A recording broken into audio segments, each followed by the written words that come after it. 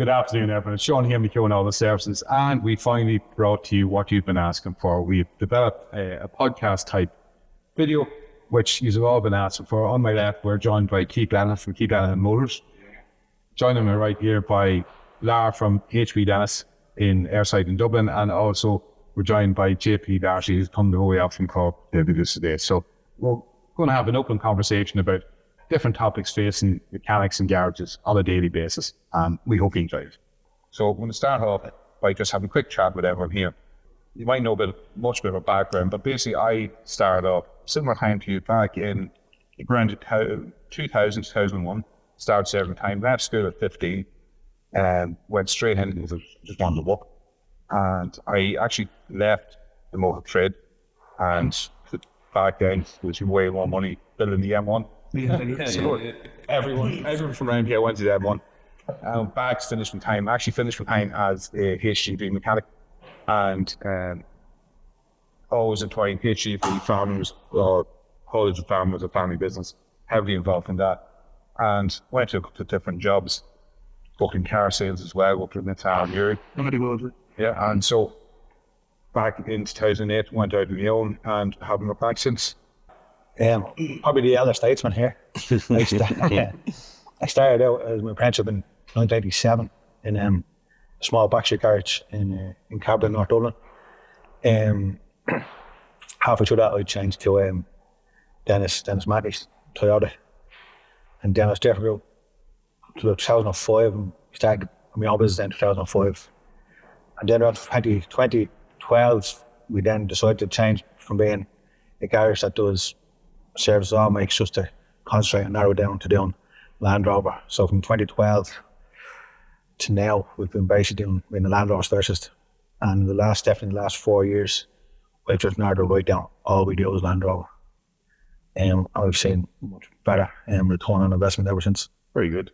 JP, as we've about what brought you into the baby of the group. So I did a summertime late in life. I retrained in my kind of late 20s after the last recession. So I trained in independent in Leyland and Cork. I qualified there and then went to a dealership for a couple of years on the tools again, about a year and a half or 2 years, and then I left that and started my own business. So where I am now, I think I'm there about 7 years, but only in the last 2, I got the inspiration from Larr to narrow it down to one thing, because I was trying to be all things to all people. Yeah.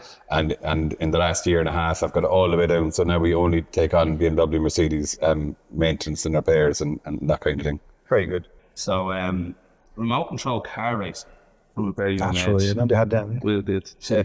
And like one of the questions I was asking now when I went there, like the automatic gearbox, because the remote control cars have an automatic gearbox in them, and the way they work was a centrifugal little latch them out, and that's what changes gear. And I was asking Larry then when we were, when we're taking the gearbox, it's the same job we done was a clutch of the Pro. And I was like, no, the automatic ones, is that the way they work? Like, it's just like a centrifugal thing. Yeah. But he was like, no, what do you have? Yeah, so I suppose that's what put me into it. Yeah, I actually got a job, and my dad discussed I got a job as an aircraft, but then he couldn't push me on after school. Yeah. And I actually done 2 days at it, and I drove around for 3 weeks. I got up out of bed every morning and drove around. Helped make them think I was going to work. It wanted to be the mechanic, and again, once I got it, they're flipping there. Yeah.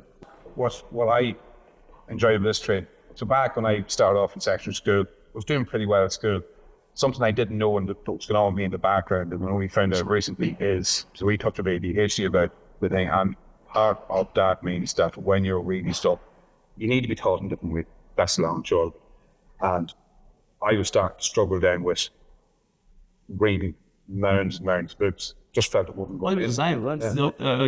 I think most of us are probably the same. Yeah. We learn better with our hands. We've actually all spoken this before, but what I found was anything I read in a book, I'd have to read 10 times. But show me how to do it with my hand at once. Boom, that's it. It's done. So it's not that I recognised that, I enjoyed it more. And coming from a farm/haulage background, there was always stuff to work on. Wiring lights and clacks from I was 11. I was going into school going, why are you having to sit with me? Why are you leaving me here? And as soon as I finished junior, an opportunity came up to serve time in a local Nissan garage. For me, it didn't matter if it was Nissan, BMW, or Oppo. tractor garage. Just fixing cars. I was get out of the quick. I'm actually doing something with my hands. I was always interested in mechanical. How does it work? How can we make it better? How can we make it run? It's not the way it was designed to. How can we make it better? And it was just always that. I always got a kick out of that. And even to this day, it's when something comes in, that's a real. It gets you going. Like you get a buzz off it. Like, Not the service. Don't kick out of service. You pull shit like that. So something like real wiring problem, something like that. A broken wire, needle in the haystack and stuff. And when you find it, that's the kick. It is very rewarding. And there's one thing about being a mechanic. It's not like an office job. Day in, day out. Is yours not like that, Matt?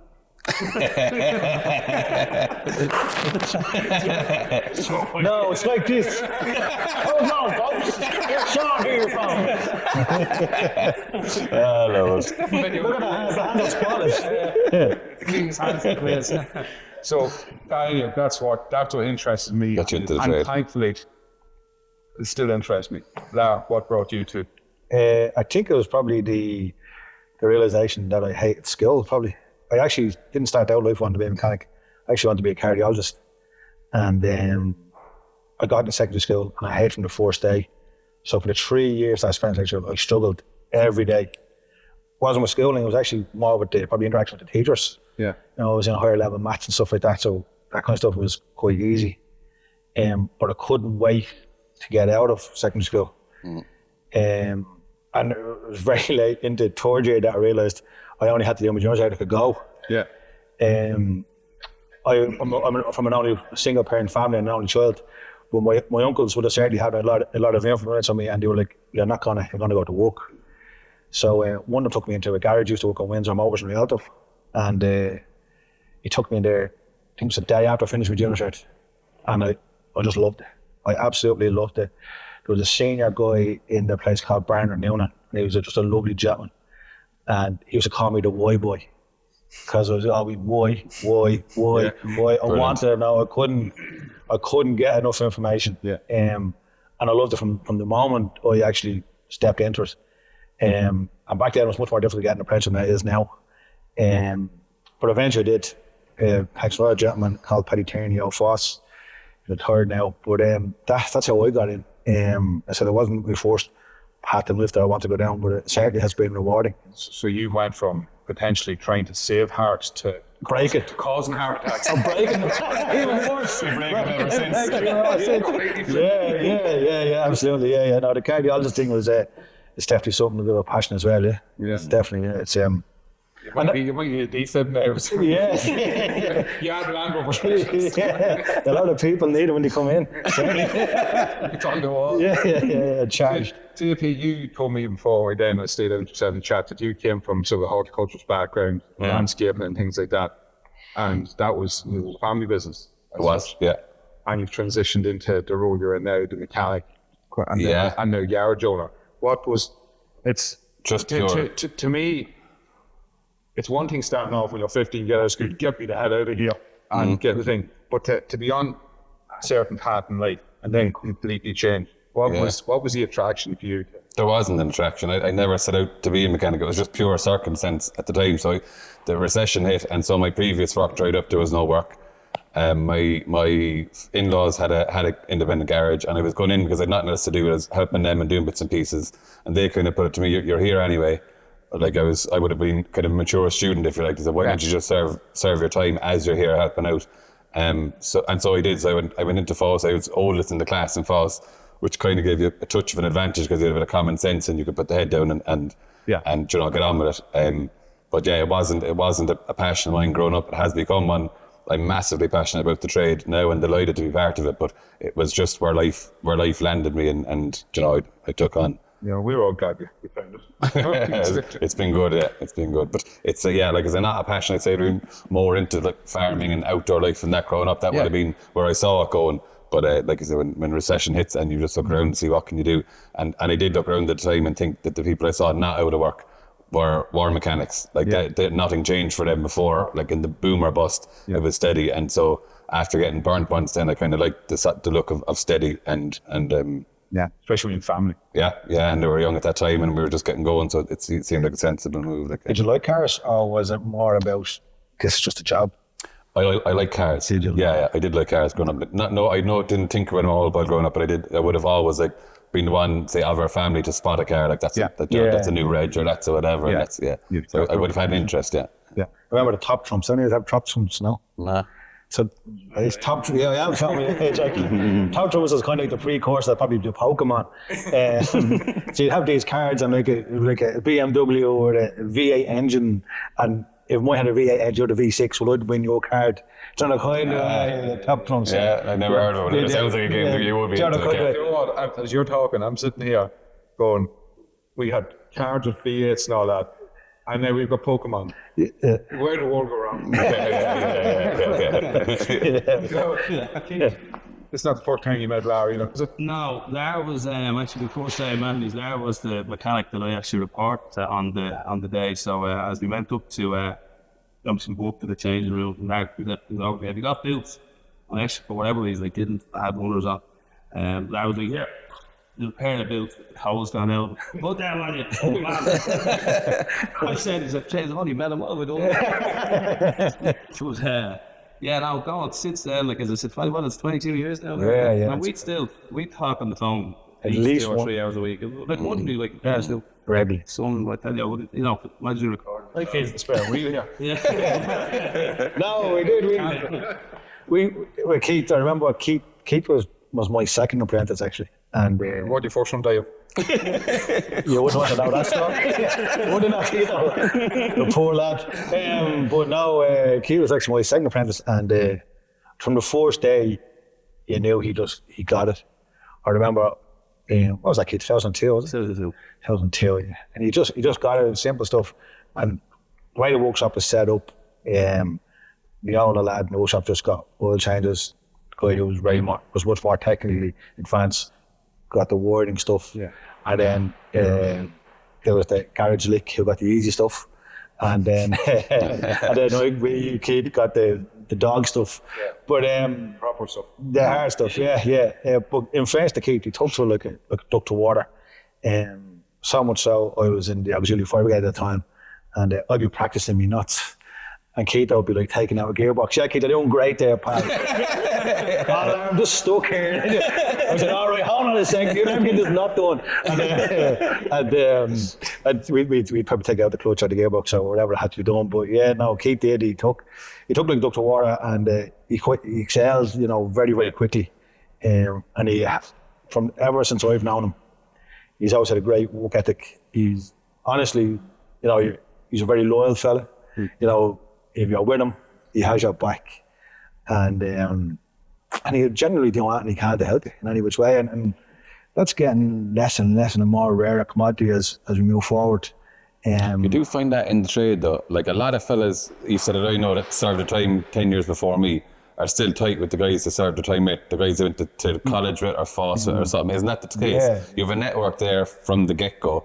The guys I went to phase 2 with, I'm still in contact with 3 or 4 of them at least, It does create that, like, as you go through a bit of a network and a bit of a... I think it's all like-minded stuff as well. Like, I wouldn't have known Sean really at all other than from watching his videos. And You were saying me videos. yeah, let's talk about that. Yeah, We can't put them up. yeah. But no, Keith's side on, he makes Christmas trees.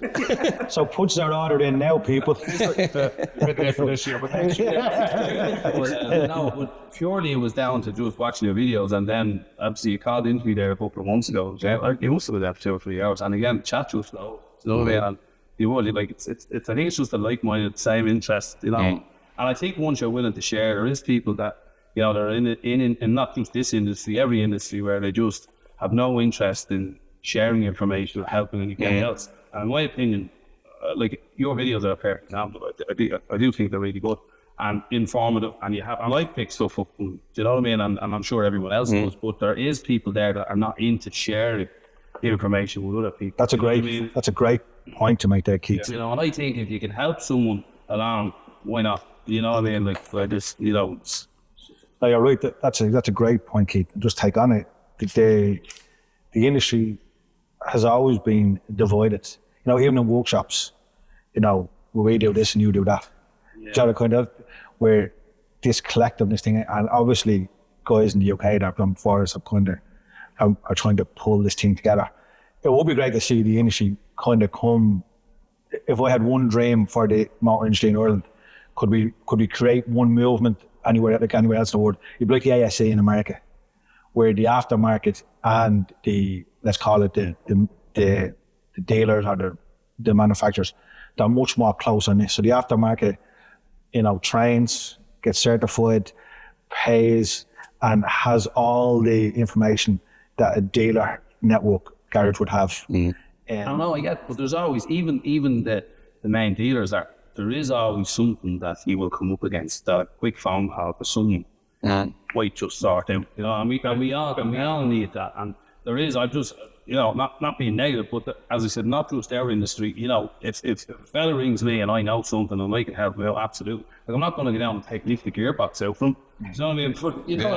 But if I can point him right over the phone, and then you would like to think then that will be reciprocate. And in fairness, and it is, and that's what I'm saying about the guys who left phase 2 with. Like, I know I have a VW friend, I have an Audi friend, I have a BMW friend, I have a Toyota friend. Do you know what I mean? They're all in, and if I meet something, you'll be on the phone to them and them on the phone to me, and that network does exist, doesn't it? And it helps. It does. We couldn't do our job without it. I'd say there's not a week goes by where I get stuck on something and I'll ring somebody.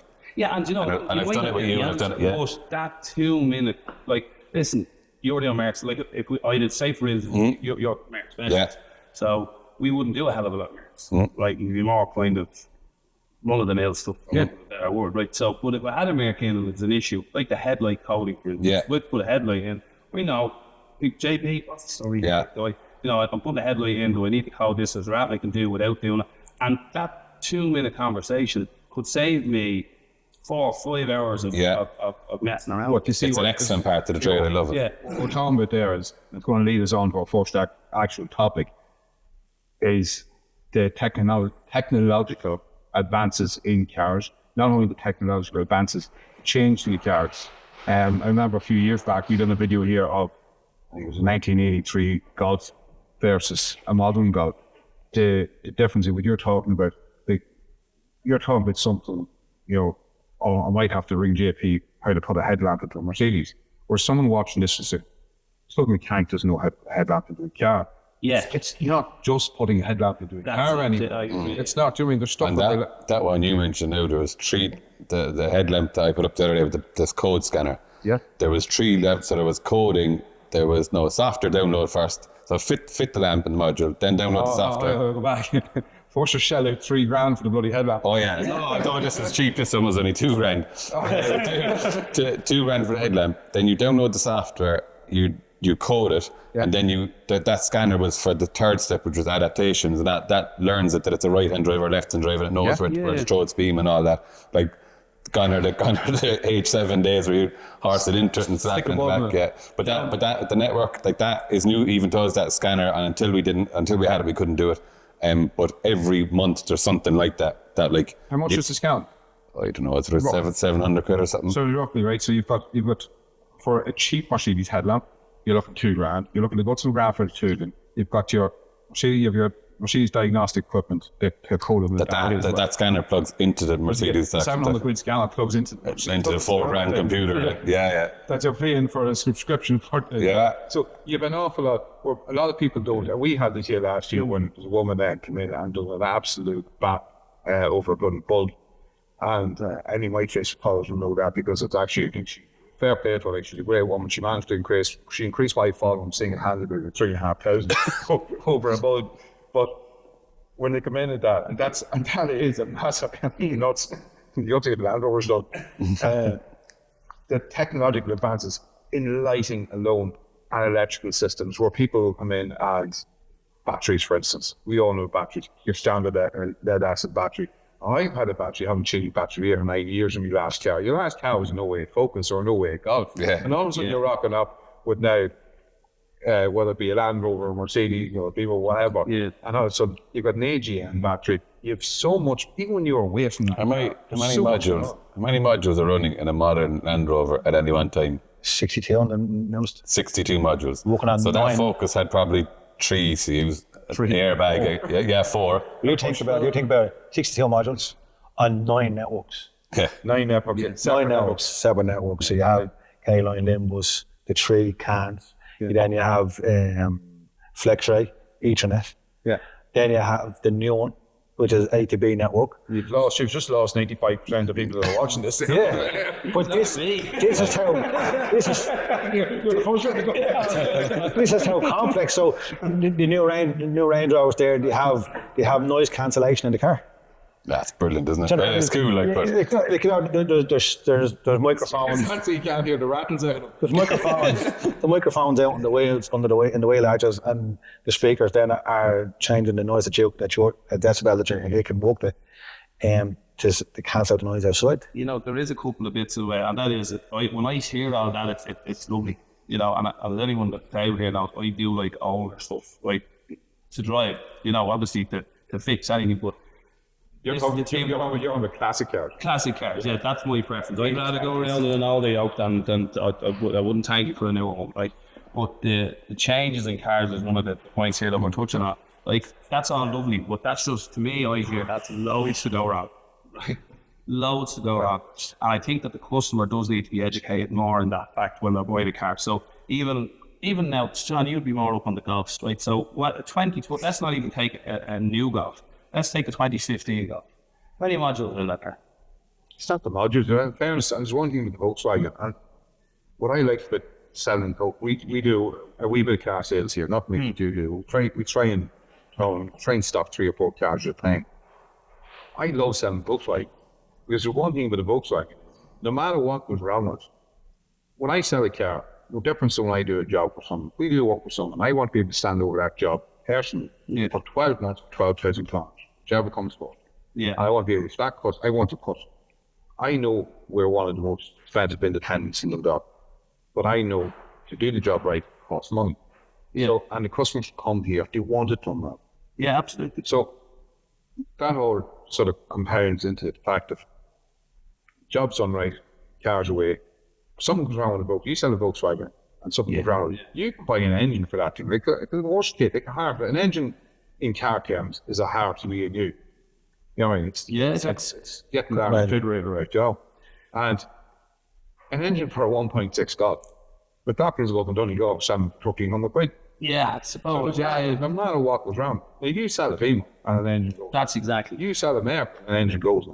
Yeah, but £4,000, right? The likes of the Beamers on the But Landover don't have engine pumps. The headlight team that they said again, like you could have a 2014 car, E-Class, right? Could be too bad with a headlight in that car. Will you around? No, you're not wrong. But yeah, it costs £2,000 to replace. So quite often they're replaced and they don't have to replace. Like there's 3 modules in most of them, and normally one of the 3 would after getting water into it and through the top and down, it acts as a sump. And so many times they get lights fitted and then nothing works, and then they come in and all they needed was one of the 3 of them or 2 of the 3 of them maybe. The lamp itself, like, And you know what the Golf has? well, just a lamp. H7. Yeah. That's what was coming back to with the change of the cars. Just when a customer now again as Yeah, but just hold a sec there. Like, hold on. You're talking to JP who was working in the top end of cars compared to, no disrespect to any brand, but Mercedes will be pushing the mark when it comes to development, advancements. To the premium. Yeah, so they're pushing that. Well, it will come a day, like you think about it, Mercedes had radar braking in 2002. Now a Golf has radar braking. Yeah. So whatever JP is saying, It's going to be in every car. it's going to be in every car. 10 years, yeah. Like you think about now, the brand new Range Rover has 1 million mirrors in the headlamp. Each headlamp has 1 million mirrors. It's on a network. It's on a network to your sat nav. The headlamp knows where you're going. So it can light around around the bend. Oh, wow. It can light around the corner. The person cycling in front of you, it lights around them. You know what's amazing, right? You've 1 million mirrors in a headlamp for a Range Rover. You've how many systems in a CAN bus, Ethernet, the whole lot, right? You've got sound cancelling inside the cabin. And they still can't make it a big an engine. Why can't they? Well, they can make them like, work. Great. But what engine does? Tell me a great engine. Why you go back to Toyota? Yeah. Why you go back to Toyota in its heyday? There's plenty of good engines. I think a lot of the newer modern engines are affected by all of the emission Oh, Most massive. Yeah. You know, But tell me a great engine. Tell me a modern great engine that's able to reach Euro 6 in diesel. The 2.2 or 2.1 Mark engine is brilliant. yeah. Okay, one. Yeah. One out of many manufacturers. I'll tell you what, mate. Yeah. And I also, And 10 years ago, Merck didn't make great engine. Joe, That was say maybe 20. that was that That was Chrysler that. period, wasn't it? Yeah, and it wasn't Yeah. great either. Do you know the kind of way? So, if you like, to me, the only one that can say we always made a good engine, and even they didn't when Toyota and Lexus had that diesel thing that was destroying the S220 diesels. And so even the mighty Toyota, who no one can argue are the most reliable engines on the planet. We'll refix BMW and Mark, and we drive Yeah. Toyota. Do you know the kind of way? So when people can lash Land Rover and rightly so, but they're not the only one that, like, no. You have to Plenty of ask. scrap out there. You have to ask why is the Land Rover one? Do you know what? Picked. It'd be a fair point to make for the sake of balance. At the minute, right, the Land Rover is the big pile of shite in the road because of the 2-litre Ingenium engine. 10 years ago, it was the Insignia. Just before that, it was the And Insignia's a BMW. great car. Yes, the engine will keep going. But the BMW 2-litre. Now, and I would argue, well, you argue the Land Rover is fine. I would turn around and say, and I've said this numerous times, a BMW N47 engine serviced with. Yeah, but that's what I was going to say. That I want to say my old one, customer still has it 450,000 kilometres, a razor or chain. And we spoke of this before that, and I'd safely say, and I'd agree with you, if you took the DPF, if you could cut the exhaust off at Land Rover Ingenium and They go. service it every 6,000-7,000 miles, 9,000 kilometres. No, I haven't. 10,000 kilometres. See, right, so if you service an Ingenium every 10,000 pounds, this is all going to get Appren, as I said before. But then talk about what is the underlying cause. Yeah, but if you Is it a bad engineering, or is it being missold? And this will probably bring Keith into some stuff. And we'll go on to this because I rang you. that's what I was saying. that- Misselling. But you see, I can get why the salesman in a showroom doesn't. You're not going to turn around to a guy coming in and buying a 2014 Merc off you, be it when it was new or now even, right? And tell him, yeah, you're mad into that car. By the way, the headlight's $2,000. You're not. You're going to tell him that it's the night. So you're misselling them a car then. Yeah. So that's why if you look at my showroom, I don't sell Mercs, Audis, BMWs. You know, I might sell an A3, an A4 maybe, right? But I don't sell the higher end stuff, right? Because I've aimed for a market. I know my market, and that's what I go for. That- 5 to 15 grand is what we sell. That is respectable, but I think that the mis-selling. So I think when cars are sold day one from new, right, the salesman isn't going to know that the headlamp is going to cost $3,000. So he's not going to tell him, by the way, if you break a headlamp. But what he should tell him, and what they don't tell him, is you shouldn't be buying a diesel. Like for the last 10 why did years, they do diesels have been sold to grannies. Why did they do that? Because they were because in 2008, when the government changed the tax bracket of cars, car sales just plummeted, and the salesmen were jumping on able to come in just to buy the car. Yeah. So the kind of way, so they weren't going to, as Keith says, they weren't going to cut the fuel supply to that table. But I think the workshops got the brunt of that because They did, the salesman got away with it. Yeah. Here's a lovely car. Yeah. And then Mary's car, she had the micro for 10 years, never saw a garage. Yeah. And now the diesel, whatever, is in the garage every 6 months. But my last car never did cheaper this tax. because you were sold the wrong car. You shouldn't have bought the car. Qualifying thing, and as I said, I'll put up, we spoke with it earlier with the chap that looked at my sales manager, Andrew. He will qualify a customer. So if a customer comes in and she has 20,000 kilometers on his car, we won't sell her a diesel because it's just not worth it. Yeah. Because if you sell her a diesel, it's going to smash her head in, it's going to smash my head in, Yeah. and I just don't need grief. That's the honourable way, So like, you isn't just it? go, but it's easier way. Yeah. Like, well, I'll get a deal, I'll sell the car anyway. Yeah. Do you know what I mean? It might sit there for another 2 or 3 weeks, but it'll sell. And something, Keith, you just mentioned there about qualifying customers for the garage. That's something every garage should be doing. Yeah. Back in 2006, 2007, when I worked for the Nissan main dealer in Uri, and Nissan UK, came under Nissan UK, I suppose Nissan Ireland as well, above the border. Nissan UK sent a trainer over and who had to visit every dealer across the United Kingdom, Northern Ireland, Scotland, Wales, England, the whole lot, because there's a law that had just come out that if you don't qualify someone for a car, and they have up to 12 months, regardless of the miles they put on that car, with 100,000 get a people, van kit. up to 12 months to drop that 364 days, they could rock up and go, there's the keys, you missold me that car, I want my money back. And it was happening all over England. So Nissan had to react quickly. Said the people were taking advantage of it, right? Let's call them whatever we can put out in this video. They weren't very nice people. Yes. The rudest people. Yeah. How dare they? So that certain clientele were handing back the cars 364 days in, potentially 100,000 miles after driving up and down the country and just going, I need my money back, you missold me the car. I never heard of that now. There was the UK, it's law in the UK where you have to literally see all these ads. Anytime you go up, you flick on, you're the start app. You'd see, have you been missold your tire? Oh, yes. It's massive in England. Right. It's big business for solicitors. And they'll let you find something. Have you been missold your apples and oranges today? Yeah, man. Okay, yeah. So the only way you can counteract that is by going, there you go. There is qualifying. I qualified that customer. I sat down that customer. I said, what, on a Monday, what's your tip till Monday? Tip till Tuesday, Wednesday, Friday, and Sunday.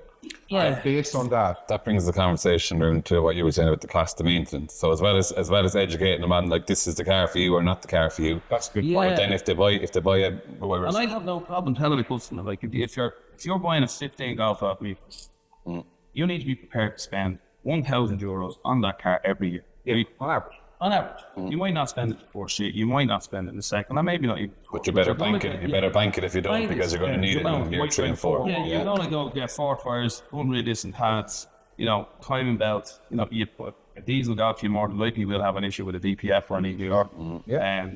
Sure. Yeah, But is this trade that we're in, does it get beaten with a stick for saying things that are not responsible though? If you go and buy a TV in Power City, but you just rock down and ask the fella what TV should I buy?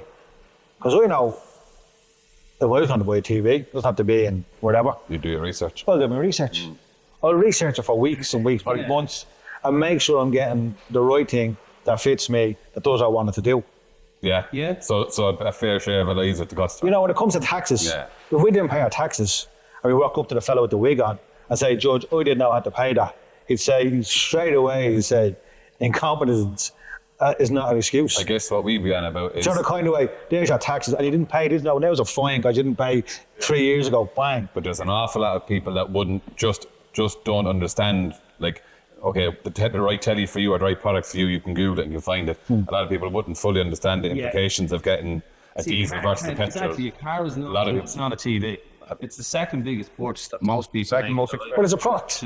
It's a product. People. So if you listen to Sean's videos, he thinks Land Rovers are balls of shit. So why would you buy a Land Rover? Well, you wouldn't. But you can, just don't bring it on. No, Bring it to the heart. No, but you know what I'm saying to you? Some of people are buying, they must take responsibility for what they're buying. Yeah. And they don't seem to. Do you want the pound? Oh, you saw me this. Well, you bought it. You see, that's the thing when the cars are sold new, it's probably a bit of a different. I'm not going to be wrong, there's loads of dealers doing an amazing job and all that sort of stuff, and we partners really with a lot of them in there, a lot of trade stock and stuff, and particularly a couple of good ones that do a seriously good job, and the proper system is implemented as they have everything right because they came through all the bad times, so they know the right things to do, what not to do, and now they have it that it's fairly sweet. But from a point of view of me, we'd stock probably around 40 to 50 cars at any one time, right? So to sell, as I said, we have done it. Customers have come in and they jumped the gun or whatever, and they went out with diesel car, and then 3 months later, DPF light on, and then initially you'd obviously do a regeneration, whatever you have to do to get the light fixed and get it sorted, to go back out 1 or 2 months later, they're back. And now it's like, well, what's the story? Because, and in fairness, that was more in the earlier days where we probably didn't put as much time and weren't as firm as we are now, going like, there's no point, like I'd just be outside with a person now. Maybe it's, when you're new in business, you're kind of a little bit softer, whereas now I just, look, a diesel car is not for you. I'm telling you that, and... A lot of people didn't understand them too. Yeah, I'll be honest, a lot of mechanics still don't understand DPFs. Yes, no, I hear you on that side, So, and then you can be sure as hell a salesman, your average salesman, obviously some good ones, and it's very hard to have this open chat without sounding like you're bashing anyone in particular. But Yeah, I mean, exactly. there's good and bad in everyone. Like, there's some cracking main dealers around the country. There's some really good main dealers in Dundalk. And on the flip side, you know, Just some tramps as well. Yeah. Let's face it. Just put it mildly. But no, but going back to the saying there about mechanics don't understand DPFs. not all of them. Some of them, okay. But there's not an awful lot of education available. Correct. How old is the curriculum, the current mechanics curriculum? If you want to really get down to it, it was probably written 40 years ago, maybe with a review, It maybe. has changed that people are. Since when? We still talk about average. Not unless It it, haven't been fast. not unless it's changed. No, it hasn't. If it has See, changed, it's in the last 12 months. It's in the last 12, correct. Yeah. Prior to that, it was still the same curriculum And I'm as 10 telling years you, ago. and it really, if you want to really knuckle it down, the stuff in it, like the most modern thing for an EV is what colour is what's an orange cable mean? That's it. That's as far That's as it goes. it. Yeah. Now you think about it, in 1969, in the state of California, Ford issued a patent for a hybrid vehicle. So if you really want to get the nuts and crannies of it, They should have been looking into it then. it should have been 10. So the curriculum is 60 years old. And, you know, you want to be a little bit antsy about it. It's not a kind of way, but my personal belief when it comes to education, I do think the apprenticeship should be spread for 7 years. And I think the qualifying, instead of being qualifying on a level 6 in the QQI scale, you should qualify a level 8. That puts you on parity with a nurse and a GP. I have a thought about that. That's a really good point. Yeah. So the kind of way, the 7 year, back in the late 60s, early 70s, the apprenticeship was 7 years. What if you split the apprenticeship? This is a different tangent. Yeah. What if the apprenticeship is split into two? I think there's room for two-tier. I think there's room for motor mechanics, which we all are, and there's room for Lupex. EV. No, Lupex. I'll put in with motor mechanics, and then I think there's a trade on its own for EV or electronical diagnostic and testing. I think they're two. So now, almost different. that's nearly you're gone a rabbit hole of the kind of American system where I'm a brake specialist. Lube tech, isn't it? I'm a lube tech. I'm a steering specialist. And to be honest, the only problem I find, well, I've seen it in mechanics. We've had quite a few mechanics at this stage. We're here over 10 years, and we were 6 or 7 years in the last place. And a lot of men are very proud of what they can do. But they're also very shy in the sense that they don't want to talk about what they can't do. They don't like to admit they're not really shit hot with electrical stuff. Whereas, you know, I'd say it's your job to know that, though. But think about it. It's a garage owner's job to know. it takes a while. But just go back to what he's saying there about a mechanical. You know, take anything that's on their roster. 90% of them is mechanical. You know, the kind of way. 90% of the components that are in that car are mechanical. Yeah. And you got a Pico, have you? Yeah. Yeah. Have you got an MVH kit? No. Right. So you use an electronic device to diagnose a mechanical problem. Yes. So the kind of it picks up on it picks up vibration on and sound, vibration and yeah. harshes and harmonics going through the car. So that's using an electronic device to diagnose. And if you think about the car itself, the management system, it's using an electronic device to find a mechanical problem. There is a crossover. Definitely, they're going to be married to each other. But I think loads of people are really good at nuts, bolts, suspension, steering, brakes, everything that you have to disassemble and reassemble. But those same people might not be able to go for other elements of it. That's the point. And if the training was there, that like our training, what we all did, is perfectly fine for ripping and reassembling. But to be able to do the other, like you've invested in loads of training after you qualify. I know, but a counter attitude there, it's only down to attitude. But I think there's men out there and women, and it's not fair to say, right, you could be a really, really good cracking mechanic. But they just don't. But if you do two tiers, we're gonna reverse what we said here about trying to bring the industry together. You're gonna create a divide again. But the apprenticeship thing is different, and I don't mean to tier it because I don't put one above the other. I just mean they're different. And like I know loads of guys that went into phase 6 and really struggled with the electrical. They fucking flew everything else, but they struggled with the electrical. I think the electrical could, on its own, be a trade that maybe is spread over a bit longer. And maybe it's higher qualifying in the VTech level, and our apprenticeship that we all got stays the same or similar. I just don't think it's fair to turn around and segregate. Back to what Larr saying about not creating a two-tier thing, because it's all right for me saying I'm after doing my degree above in Letterkenny, right? So I'm qualified now to teach electrical on AVs. But I'm the first one to admit, I'm sure that there's better wire. I'm fair good on the wiring end of things. Right? Still not good at seven. Because I know, Larr, this fella's gone to America to do training. But I'd still turn around and say there can be still some better engine mechanic than me. Yeah. You know, there's something in there that gets that's you're out can do it. But I've no interest. It doesn't. You're interested. I'm not passionate about it. You know, if That's what you were saying. Attitude. But I've excuse the pun, I have a spark when it comes to the electrical and I do. Electrical comes in here, and we'll find out, right? Really buzz for it. But I wouldn't like to think. I know what you're saying, and I agree. There should be higher levels because at the end of the day, the current apprenticeship system only qualifies you to field hack level 6. But when you go to do your level 7, you realise, hang on, I do all this already. All I'm missing is a piece of paper. And most likely, if there was an opportunity to do a level 8, I'd probably find I know this already. Do you know? And that was one of the things doing and we spoke about this before. One of the biggest things that I tough out of doing my degree going a wee bit further with me training was that shocking quality up there. It's not that, but for me it was a case of what I picked up from it was, do you know what? This thing's designed for lads coming out of school. What you were right, it should be a longer thing. Spread across longer. Taught back then. The only way I thought was the level 8 thing, because how do you go forward on now, is that if, I don't know if it's disrespecting, I'll just say mechanics are at a level 8, well then they're the same qualifications as a nurse as a GP is. Yeah. So that would automatically, you should be on parity with money. Yeah. And it's one of the greatest challenges in the trade at the moment. Is wages and money.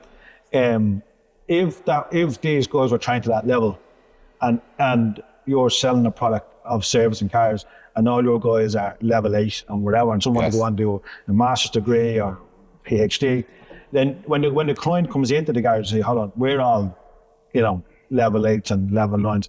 There's definitely a different perception. The expectation will be that those guys will be on that money.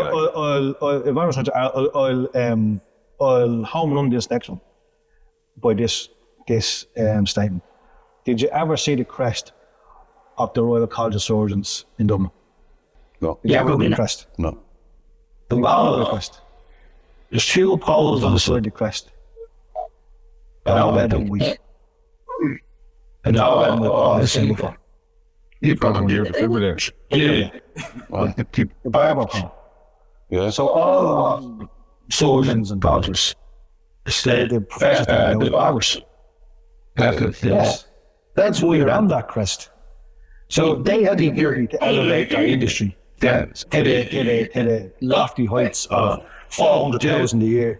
To around that, you have to be back to some BIS here, right? And we've had this conversation. So the only Wilson players, he said 3 billion to 220 old days that there's no safety valves in each test. And what was a little on the stuff for example is just like cardio technicians. There's a hinting stuff, 220 hours doing the test or in the years. 205 hours in the year. Now, I think BIS is that doing high lessons until weeks, so it's right so. So maybe two of them in sex like you're on 6 days, you're in it, so it's like they last to me hours did you expecting that so we don't have usually do that and so you know Swapping the sandwiches back in process. That's a very like it'll be landing around 5. Yeah. Well, so we do and you do it less on 6, right? Hey. That's 6 hours. I was still in the race. Right? I definitely got for part of start here. Well, then That's why you hang out in your holidays. And you want to go read for the family who runs John Dovies and he'd be dreaming of it.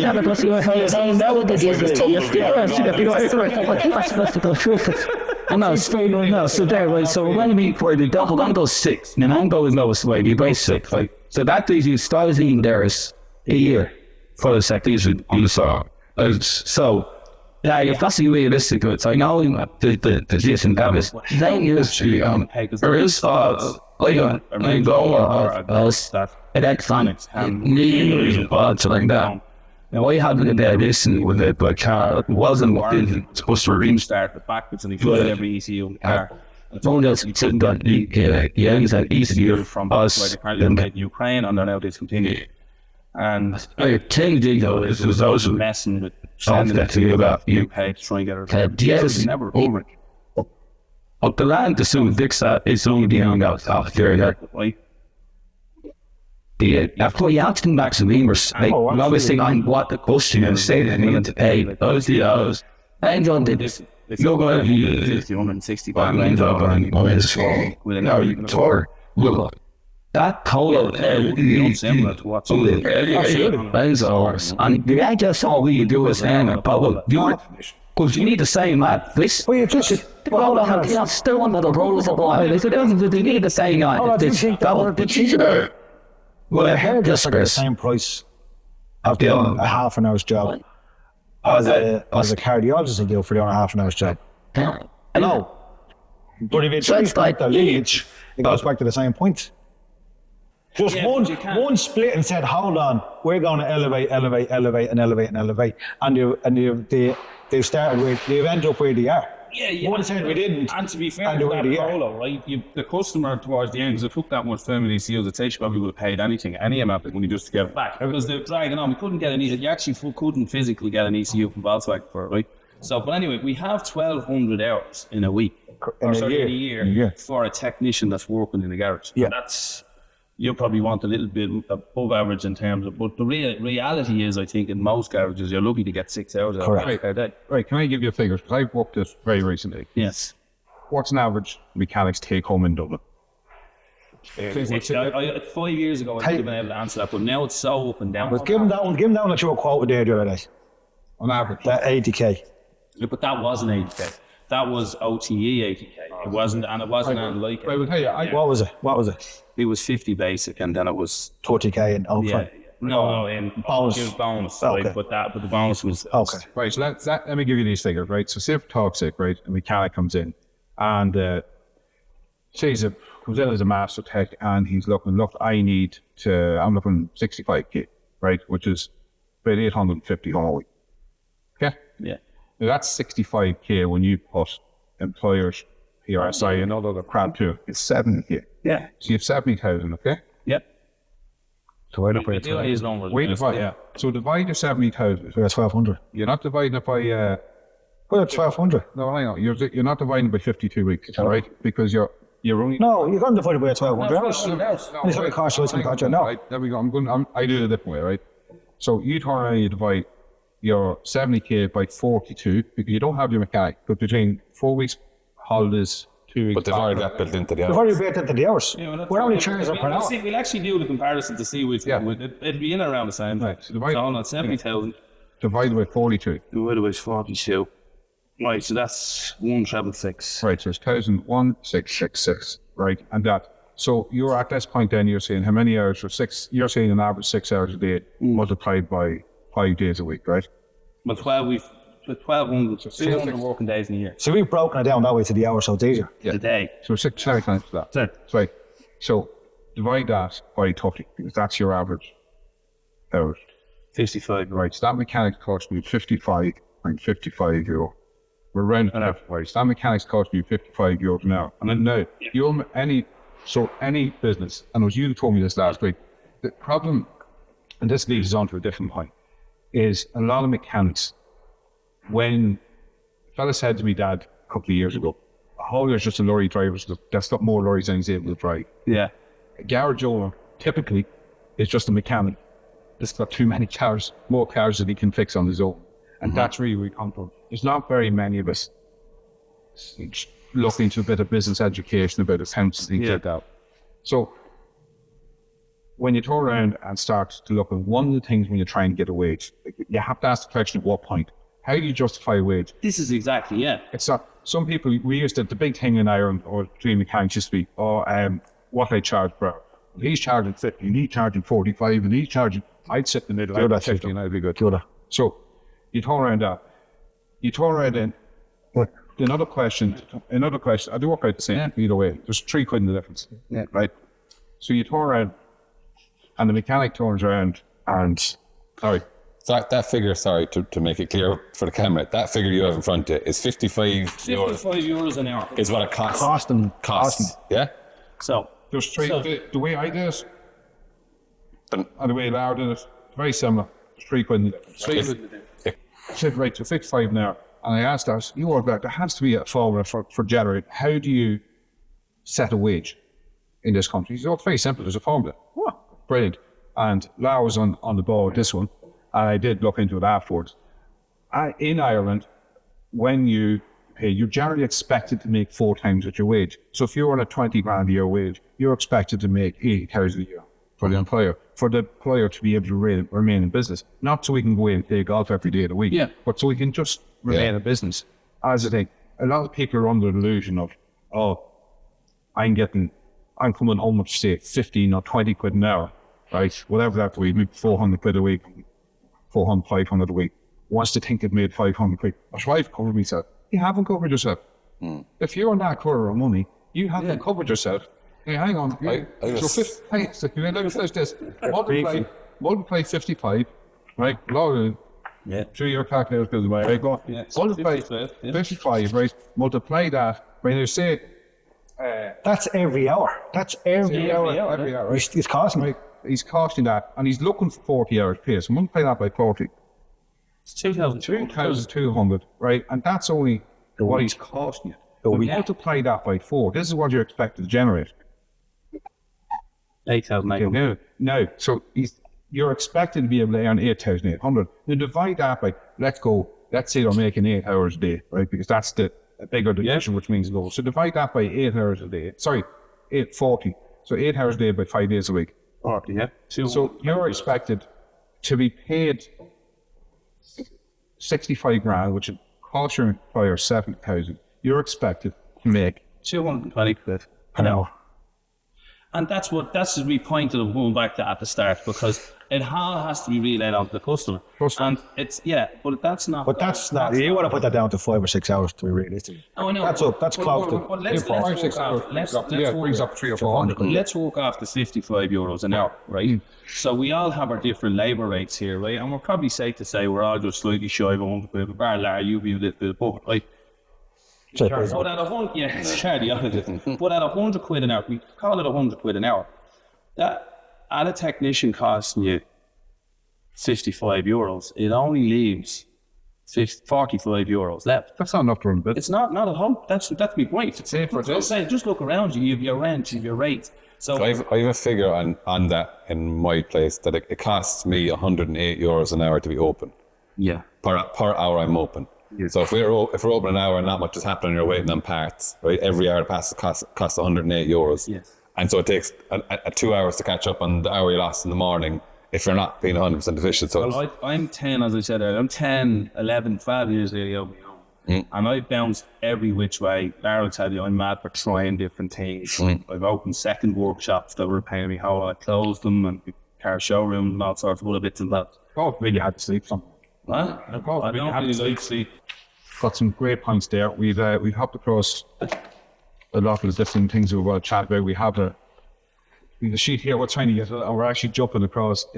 we've covered number 7 and 8 and come back to 1. 7.5. That's enough of part 1 anyway. So I hope everyone watching this, I hope you find it interesting. I hope it's actually getting a bit of insight to what it goes on with us, that it's not just let's go change your oil. And hopefully it will bring home a wee bit of education on what goes on and appreciation for that. So that's enough for part 1, and we'll see you in part 2. Thank you.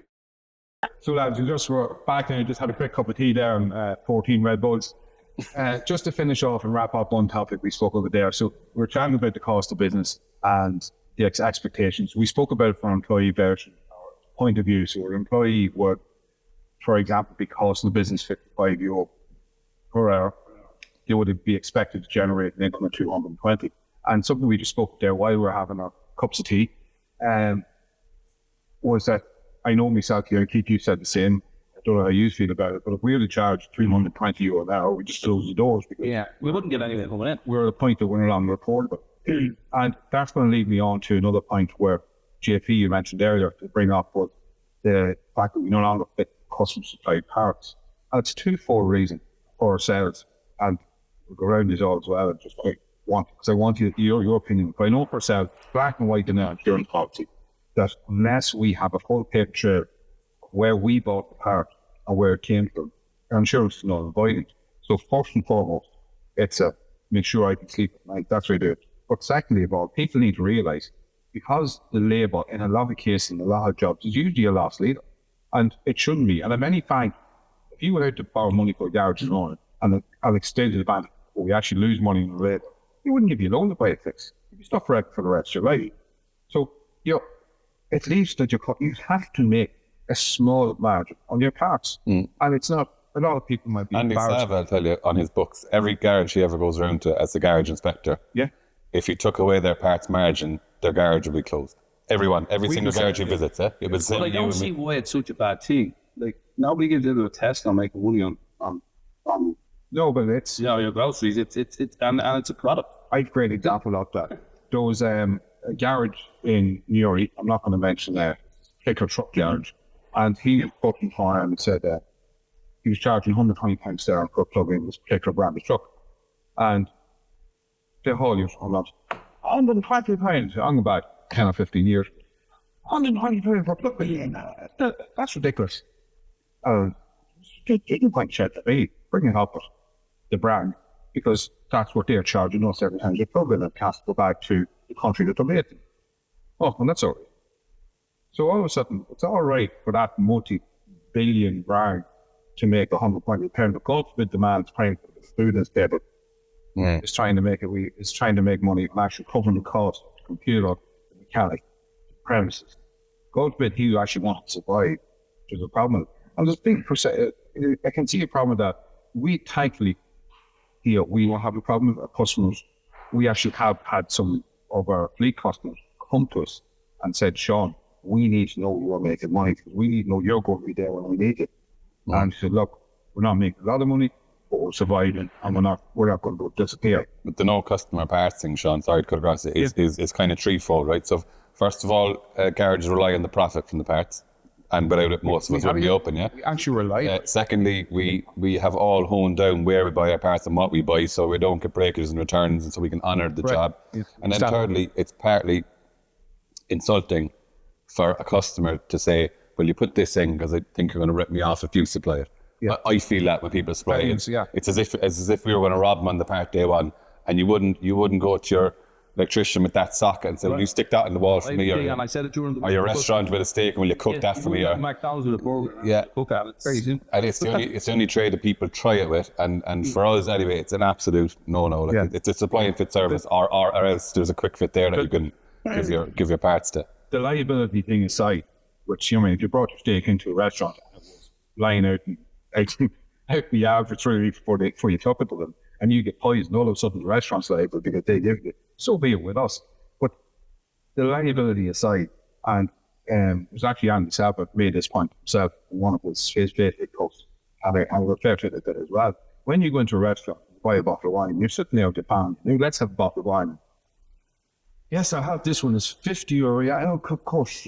I'll have that. All right. That's what you're speaking in the restaurant? Oh, of course. Yes, sir. You're going to find out tonight. So when you go into the old place just 2 days later, or 2 years prior to that, and you've seen the same bottle of wine for €20, do you even bat an eyelid at the restaurant? So, now, what do you think on that? Just to finish off on that, what's your opinion on it? Customer supplied parts. Yeah. I think definitely what you're saying, if you're relying on it to sustain the business, absolutely. It's your castle, your rules, you make them the way to fit you best. Respect is a big thing. As you're talking about steak, nobody would bring a steak into Gordon Ramsay's restaurant asking the cook. You know what he'd do with it. And I'd be in favour of him doing it. I'd be behind him. Give me that steak and I'll do it for you. But definitely, but it comes back to raising the level. It really does come back to raising the level. If we don't raise the level, people have no respect. If they have no respect, they're going to be forever in this cat and mouse game of thinking they can do that. Wow. You don't go into a cardiologist with a heart of a pig and say, fit that into me. It just does not happen. There's a dead goat down the road and his brain is okay, but mine's snookered. Put it in there, bud. I'll bring you the head. It just does not happen. So it's up to us. It really is about education and raising our standard. And if we raise our standard, an awful lot of our trials and tribulations or shortcomings will gradually disappear. But we have to have... That's a very good point. We have to have respect in ourselves, and then we have to have, once we respect ourselves in any relationship, because a relationship with a client or a customer, it's about relationship. And both of us have to end up winning. We have to give them a great quality service, and if they feel they've got a great quality service, well, they'll pay. And as I'm a disciple of Andy Sava, absolutely think the man is electric. I wanted out of the trade, kid. You never done a course from. Yeah. I had a contract to go instructing force on the table, so this at the end of 2019. Partly on the James Dillon, another disciple of the James Dillon inaugural master class thing, and we did the master tech course. Was business management. And it was with Andy Sava. After we for 5 minutes, we just got on like we knew each other all our lives.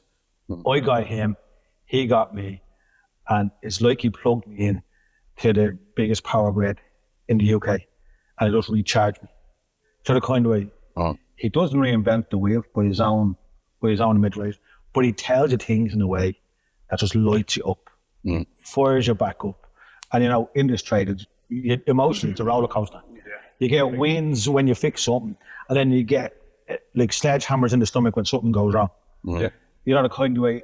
And if you keep getting sledgehammers from, cost of business going up, job potentially going a bit south on you, you need someone like Andy Sava to come along into your life and say, bang, bang, you can do this. And what's the great thing about Andy is he gives you a path. Remember, we're in school. We're on in school. Mm. And the teacher's like, you have to study. And my question was, how do you study? They didn't know. Mm. You have to study. Okay, I have to study, that's great. How do I study? And they didn't know, but you keep telling me you have to study. Tell me what do I do to study? But when you're sitting in Andy's company, he gives you the pathway. And he says to you, listen, this is not a rigid pathway. It's not the yellow brick road here. Yeah. Fine tune it to suit your own road in life. But it's a great set of, let's call them commandments to shape our way through. Don't know, kind of. He's invaluable. He's invaluable. Well, he grabs it by the arm. It's not like, do that and fuck off. He actually wrapped his arms around my shoulders. Yeah. Like him around behind me, and his arms came around me. But just the way he comes across, the way he does it. And I know he's not a sponsor here, but he does help an awful lot of people. And if you see any of the stuff on social media, he's helping people off his own back. And he does so much behind the scenes that most of us will never know the full extent of it. But whenever he finishes a course, he'll have 12 mechanic delegates or 15. But after that, for weeks, his phone is hopping, what do you think of this and thinking of doing that. He doesn't get paid for any of that, but he does it for the betterment of the trade. Correct. And I know when I was thinking of going in his course, I think I rang you, Sean, knowing that you had done it on your videos. And the business was really struggling. And I had two businesses going, one to prop the other up. And you said to me at the time, do it. He said, I guarantee you. He said, you might be balking at the money now, but he said, a month from now, you'll forget all about it. And it was the truest thing ever. We went with myself and Shakira, my wife, went up together, did the training together. And on the way up here, the stress of this business, stress of the other. Yeah. We did the 2 days of training and came back, like you said, charged. Yeah. And on the way down the road, on the way up the road, I wanted to keep this other business and bin the garage. And on the way back down the road, the other business is gone. We're doing the garage. Yeah, this is us. We're going forward, and we could see a path. And the two of us were excited about it. And every single month since we did the Andy Sava course, we've improvements and improvements and improvements. How long ago was that? That's about a year and a half ago, maybe a year and a half to 2 years. Shortly after that, I tied up with you, and we exchanged notes in his courses. But Like I said, the guy is in my opinion invaluable to the trade, and yourself, Sean, he's had the same effect on. I know a couple of other garages around Ireland have done his training, and when you walk into these people's garages, you know they've done his training. You can see Andy written everywhere. The standard is raised, the customer interaction is there, the touch points he talks about. Now about him is he's actually a great guy. Yeah. He's a great guy, and he correcting text him now. He's a great guy, and he actually cares about you. Yeah. And that's invaluable. That's invaluable. It is. I want to finish up this, and the one thing I will say is a lot of people like myself, you were at rock bottom and you went and scored. Yeah. You were down here at rock bottom and you went and scored. I was pissed off. I know for me it wasn't an option to failure wasn't an option. It was just we had to keep going. We weren't found it. And hopefully you don't get to that point. But what I wouldn't say to people, especially you can't, you said this actually last course, the second last course I was on with Ali down the Lucas Jared Hotel, actually half the delegates that turned up were there on because I had recommended them on my videos. Don't wait until you're at rock bottom. That's what I'm going to say. Do not wait till you're at rock bottom. If you're a garage owner or if you're a mechanic from going out of the zone, do not wait till you're at the breaking point to say, I need help. Make it the first thing you do.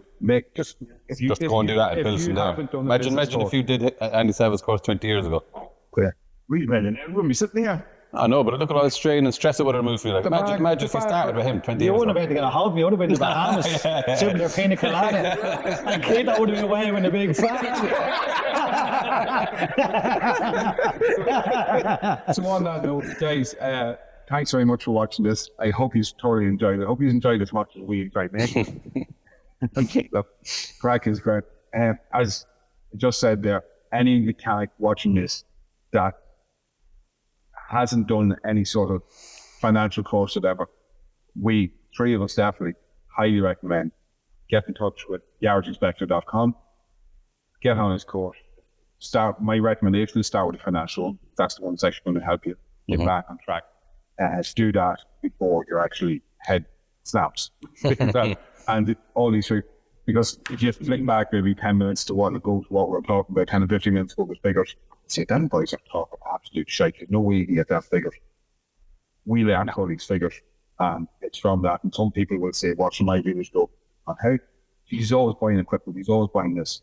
It's in our budget, and that all game. So if you are in business, or even if you think about going out on your own, before you make that jump, and just so you have figures to work on. Apart from that, Keith, thank you so much for coming up today. It was a pleasure having a chat. Larr, the same. Thanks for coming up. JP came up from Cork. Enjoyed it, man. Good. The Rebel County. Something like that. Thanks very much. Thanks everyone for watching. Yeah.